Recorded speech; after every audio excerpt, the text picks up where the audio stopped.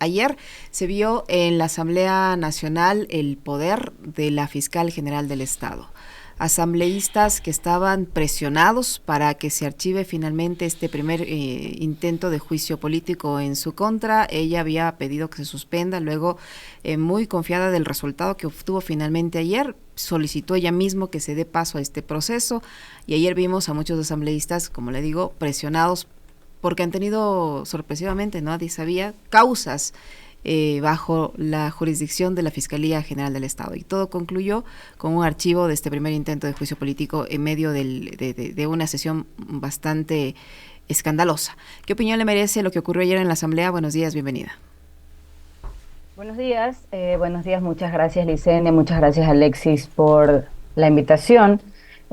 Bueno, haciendo un paréntesis del tema, porque entiendo que vamos a hablar sobre los candidatos, el tema de ayer para mí es un reflejo y es un simbolismo claro de algo más profundo que pasa en el país, y es cómo se judicializa la política en lugar de que eso sea al revés.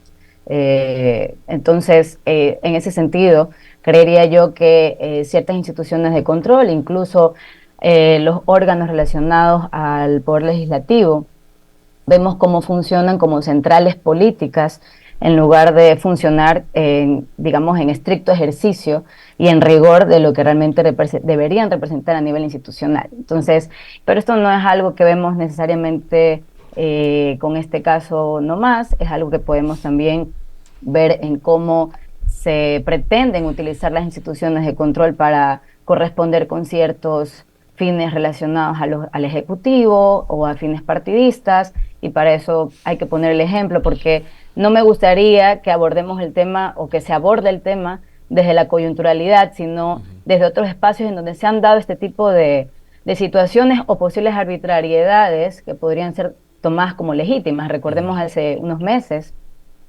cómo el presidente decía que el procurador interprete la sentencia de una corte para que pueda admitirse o no la figura de candidato a presidente. Entonces, todas estas cuestiones, el veto del veto, que también sucedió en algún momento en la Asamblea Nacional, algo histórico en la vida republicana nuestra. Entonces, este tipo de situaciones son un símbolo, son un reflejo de cómo se coyunturaliza y cómo se politizan los espacios de rigor institucional. Hola, doctora, qué gusto saludarle, buenos días. La figura del juicio político y el ejercicio de la fiscalización me parece que va de alguna forma perdiendo sentido, porque yo al inicio del comentario hablaba del desgaste que sufren ciertas instituciones y organismos como la Asamblea e instituciones como el propio juicio político, que la gente puede decir, ya, ¿para qué tanta discusión y disputa si lo que queremos es que se resuelvan nuestros problemas, y nuestros problemas ahora son inseguridad, desempleo, deuda, situación económica, etcétera?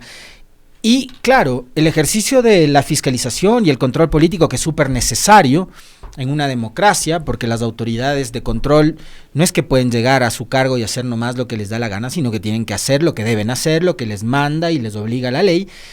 Pero los juicios políticos para muchos ciudadanos se han convertido en shows y en una suerte, en unos casos, o de plataformas políticas para unos, ¿no? Hubo espacios también que sirven para la vendetta y para la resolución de conflictos y disputas que tienen con determinados funcionarios. ¿Qué es lo que se debe hacer a nivel legislativo? No sé si una reforma a la ley orgánica de la función legislativa, la propia Constitución, para darle cierta seriedad a procesos que deberían ser eso, procesos serios, más sobrios, no espectáculos como el que vimos ayer o como los que hemos visto en los últimos días, y cómo se están utilizando además los juicios políticos. ¿Qué se puede hacer? Alexis, más allá de lo que se pueda hacer, yo creo que lo que primero creo que lo principal es visibilizar estas cosas. Por ejemplo, nosotros sí deberíamos darnos cuenta cómo la justicia electoral es la nueva vía de políticos para resolver pugnas. O sea, esto es algo real. Por ejemplo, hay una disminución del uso de garantías jurisdiccionales. Por ejemplo, la Corte Constitucional ha sido firme, por ejemplo, en limitar el abuso de las garantías jurisdiccionales del 2020 pero, por ejemplo, vemos cómo ahora el TCE es el gran actor en este momento para generar algún tipo de disputas o resolver ciertas pugnas. Por ejemplo, ante la reducción del uso de la Corte, los políticos han comenzado a utilizar al Tribunal Contencioso Electoral como una vía para resolver conflictos, especialmente aquellos que puedan estar relacionados con procesos electorales y campañas políticas.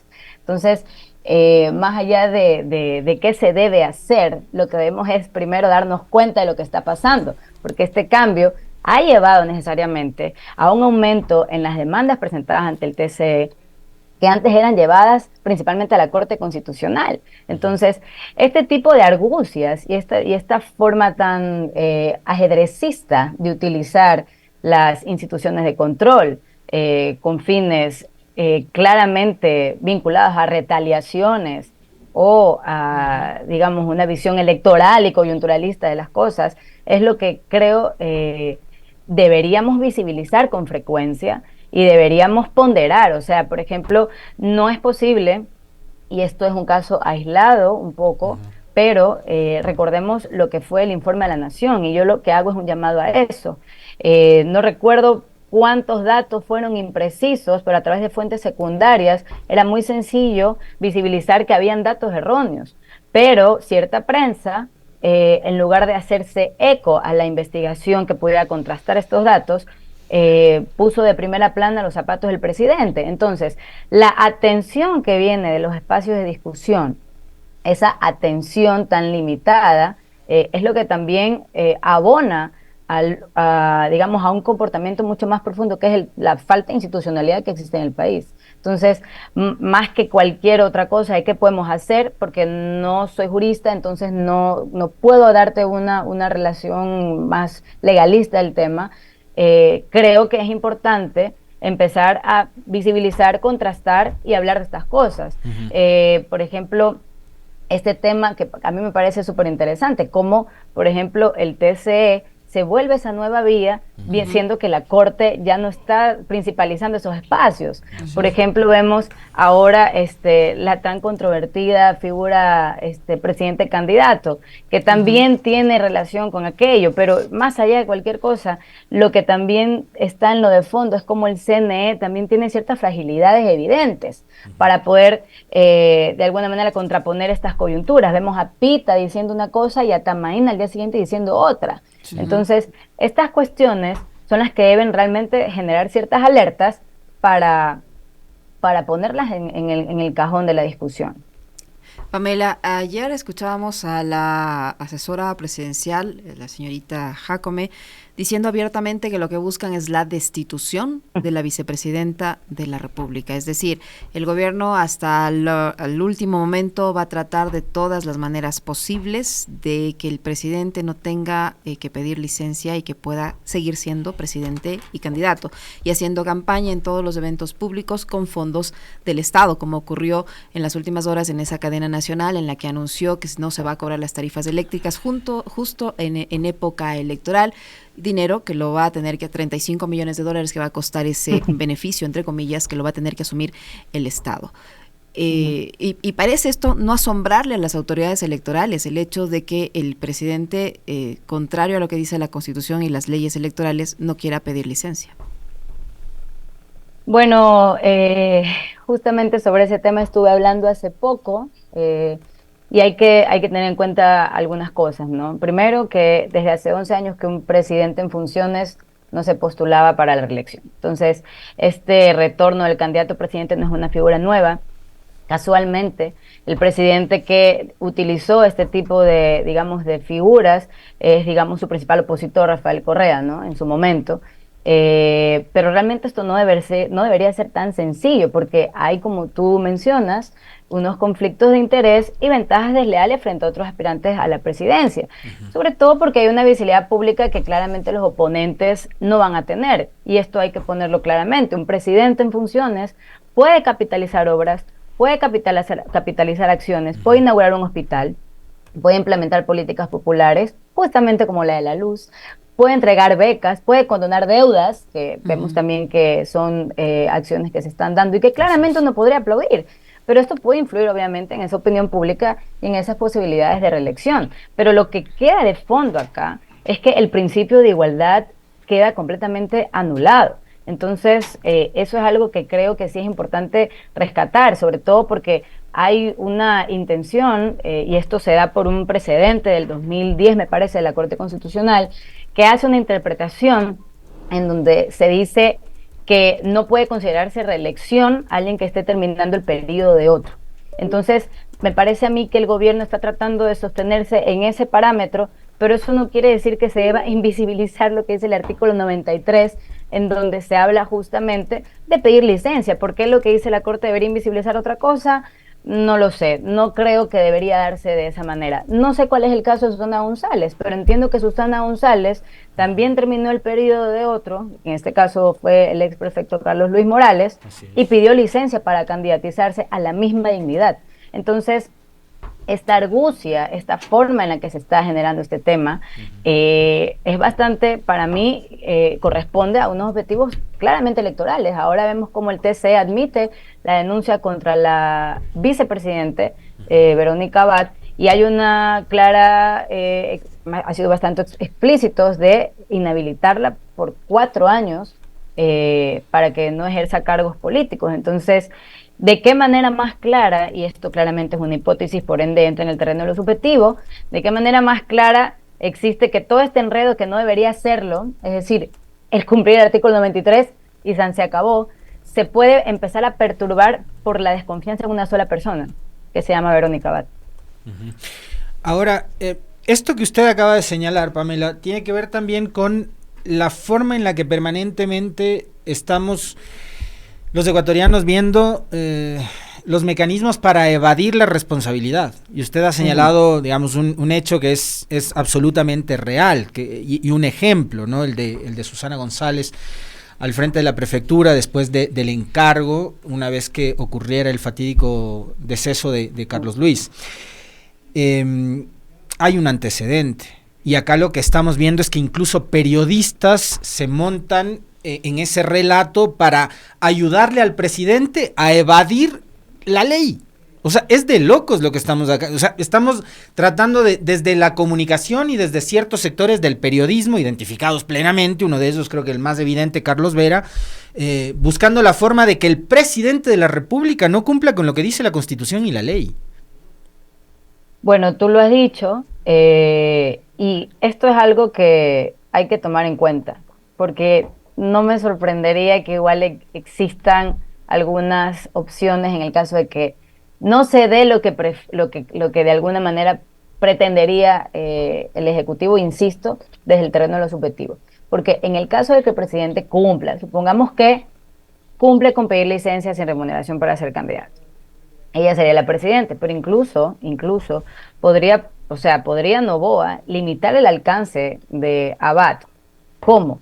Encargar las facultades ejecutivas a sus ministros. Entonces, ¿esto qué representaría? En el caso de que se haga, este es un intento claro de socavar la autoridad constitucional de la vicepresidenta y por extensión de la democracia misma. Entonces, en el caso de que así suceda, existen también algunas posibilidades para que pudiera no generar un espacio de control, de poder por parte de la vicepresidenta. Lo que habría que preguntarse es, ¿cuál es el temor? ¿Qué podría hacer ella para que el gobierno pudiera flaquear?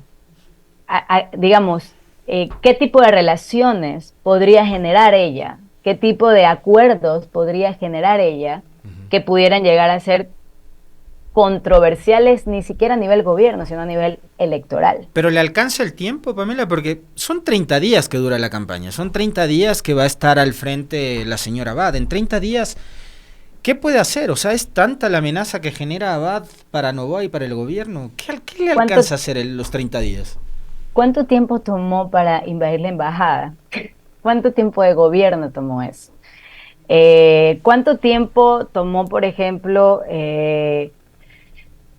digamos, las 5 opciones que se dieron en primera instancia para poder de alguna manera soportar la crisis energética? que fue creo que un par de días, en donde ya se dijeron, vamos a condonar el 50%, vamos a hacer esto, Entonces, el control que puede ejercer, no lo diría yo por temporalidades, no le pondría yo tiempo, tiene 30 días, tiene un día, tiene 3 horas. Yo más bien aduciría a algo más claro. ¿Qué clase de competencias puede tener ella como presidente para poder habilitar otras cosas que puedan llegar a ser lacerantes para el proceso eleccionario del presidente? Bueno, podría cambiar el gabinete, ¿no? Puedo barrer a todos los ministros de Novoa, poner a mis ministros, por ejemplo. Podría, igual eso no necesariamente pueda llegar a ser tan complejo porque de todas formas hay unas lealtades ahí un poco más correspondientes a otros mandos medios, pero tal vez hacer ciertos acercamientos con espacios de poder completamente antagonistas al gobierno de turno y generar ciertas permisibilidades a través de ciertas competencias que tiene un presidente. Yo no quiero ser tan explícita porque no quisiera caer en el terreno de la subjetividad, pero recordemos que hay un opositor claro del gobierno central que pudiera tener ciertas habilitaciones. ¿A quién nos referimos? Al correísmo, o sea, hay que ver de qué manera. Pero usted le ve a Abad hablando con el correísmo. Yo a Abad le veo mucho más cercana, digamos, a María Paula Romo, que a Correa. Yo no le veo a Abad hablando con Correa, o a Correa contestando una llamada. Pero María Paula Romo no representa necesariamente en este momento una situación demasiado compleja para el gobierno central. Entonces, estamos hablando de una vicepresidenta que desde los principios de gobierno fue enviada a Israel. Hace pocos días hizo un video tomando un avión yendo a otro lugar. Su hijo está preso en la cárcel de máxima seguridad y hay unas fibras y unas sensibilidades que pueden tal vez ser más importantes que lo ideológico en este momento. Y con ocasión de lo que usted menciona, Pamela, la situación por la que atraviesa la vicepresidenta de la República, esa figura que ha sido hoy por hoy tan desgastada y tan maltratada, ¿qué importancia le están dando estos binomios presidenciales que ahora están como precandidatos a esta figura de la vicepresidencia, de la vicepresidenta o vicepresidente de la República? ¿Qué nivel, qué rol, qué importancia va a tener en esta nueva elección la figura de la vicepresidenta o del vicepresidente de la República? Si vemos que pese a que llegan en binomio, pese a que hacen campaña juntos, que en teoría comparten los ideales, un supuesto plan de gobierno, ni bien llegan a la elección, resulta que le exilian. Bueno, esto se parece mucho a la Constitución del 46. A mí me da mucha risa porque la Constitución del 46 en el Ecuador planteaba a los candidatos, tanto presidenciales como vicepresidenciales, en papeletas diferentes. Entonces, siempre fue un conspirador, o sea, se tenía este tema de conspirador a fondo, ¿no? Y es curioso porque hoy están en una misma papeleta, pero parece que el espíritu de la Constitución del 46 renace y se refleja en esos antagonismos, sobre todo en este gobierno. Recordemos que igual el vicepresidente antes tenía otras funciones, incluso tenía participación en el legislativo con voto dirimente, entonces habían unas cuestiones un poco más directas que activaban la figura vicepresidencial. Yo lo que creo es que, y hago esta distinción histórica, porque pese a que hoy tenemos otra constitución, yo hacía un símil también en una entrevista y decía, hoy estamos con una constitución completamente distinta a la del 46, pero pareciera que Daniel Noboa y Verónica Abad hubiesen estado en papeletas separadas como lo dictaba esa constitución de aquel año.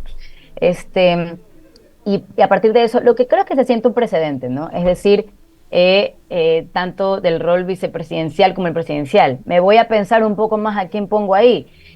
Sin embargo, y esto es algo que lo digo con un poco de lamento, sigo pensando yo que la participación de la mujer en espacios de control o espacios de representación popular, como es las próximas elecciones donde vamos a ir, son condicionados. Es decir, hay una condición en el Código de la Democracia que para que yo sea presidente o vicepresidente, o para que yo sea presidente, tengo que generar un espacio de paridad de género. Entonces, sigo pensando y creo que igual esto es un gran logro y un gran avance. Sin participación no fuera posible avanzar a otra cosa, pero creo que sigue siendo vista como una participación condicional para corresponder con un artículo que me permita participar como presidente o presidenta. Entonces, esa visión reduccionista también deja de lado otras cosas. Me pienso bien quién está aquí al lado mío, de qué manera puedo encargar ciertas cosas cuando ya le tenga que delegar funciones. Existe realmente este análisis de ella va a ser mi compañera de fórmula porque este es mi plan de gobierno, esta es mi visión, al menos en los primeros años. O sea, digamos, esa estructuralidad creo que no cabe cuando es vista esta participación de manera condicional. Ahora, como están dadas las circunstancias y la actual coyuntura, Pamela, estos rasgos autoritarios del presidente Noboa, lo que ha sucedido con Verónica Abad, por ejemplo, lo que ha pasado incluso con su ex esposa y algunas actitudes que ha dejado ver el presidente, el asalto a la Embajada de México, entre otras, pueden sumarse, digamos, además al incumplimiento de los ofrecimientos en campaña y las medidas que ha tomado que han significado un duro golpe para la economía del país. ¿Podrían significar en los próximos meses que haya una suerte de rechazo a la candidatura de Daniel Noboa? ¿O cómo le ve usted al candidato Estado actualmente de cara a la presidencial del 25? Faltan, me parece, 5 meses para las elecciones. Febrero. 5 meses. Ajá. Definitivamente el tema energético va a pesar, sobre todo por un factor diferencial. En este momento ya no pueden decir que necesariamente recae la culpa en otros gobiernos. En este momento ya hay unas acciones un poco más relacionadas al gobierno de turno. Hay una barcaza que, más allá de los cuestionamientos que pudo haber tenido, hay una barcaza que de hecho se la seleccionó por sus características de anclaje y recordemos que no podía anclarse, ¿no? Pero en este momento el tema energético sí va a ser decisivo. ¿Por qué? Porque esa va a ser una molestia que es constantemente actualizada. ¿A qué me refiero con esto? Al acercarse los días de la elección, en el momento en que yo tenga una Navidad sin luz, en el momento en que, y lo digo desde esos espacios de comunidad, ¿no?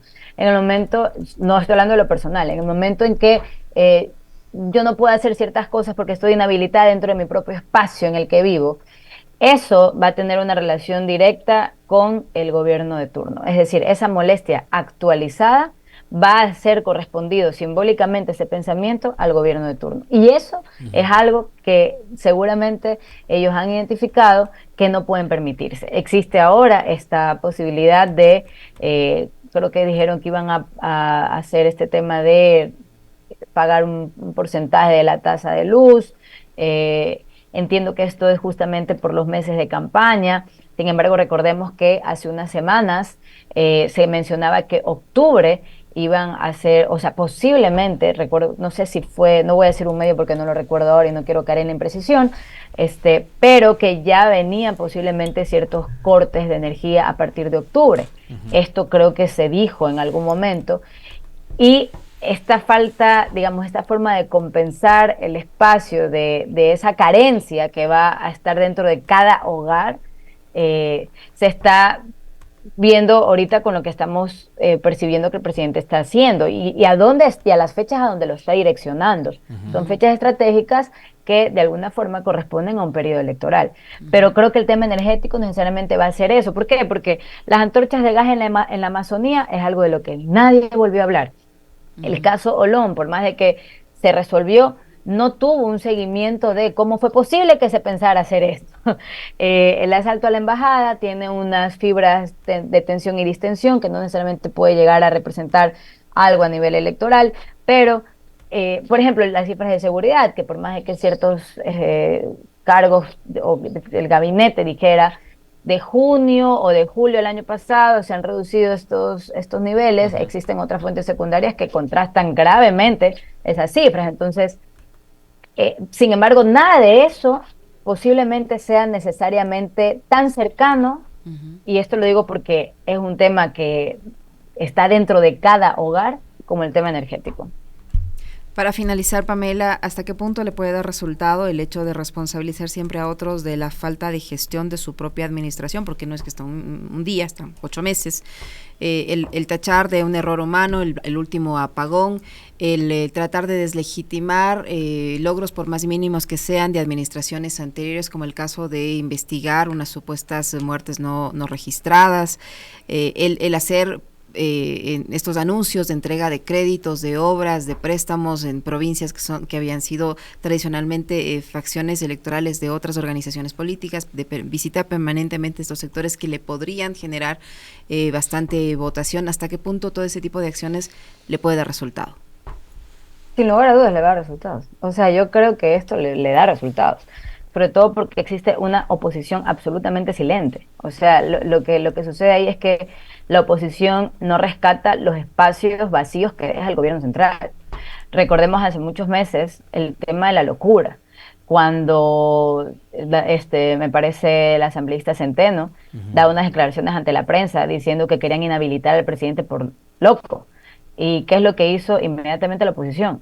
La oposición empezó a dar entrevistas en todos los medios indicando que ellos no le habían dicho loco. Es decir, la oposición persigue el espacio discursivo y la agenda que le marca el oficialismo, tal es así que ellos mismos utilizan la palabra loco, es decir, ellos se apropian del término que el oficialismo quería posicionar. Y no solamente lo hace una bancada, sino que lo hacen varios en el cuerpo legislativo. Entonces, la institucionalidad que le dan a ese posicionamiento de términos que provienen del Ejecutivo, que provienen del oficialismo, es increíble. O sea, realmente yo lo tacho de una oposición tan ocupada en la coyuntura, de una oposición tan tibia en las líneas gruesas que pudieran de alguna manera representar unos agravios más estructurales al gobierno central.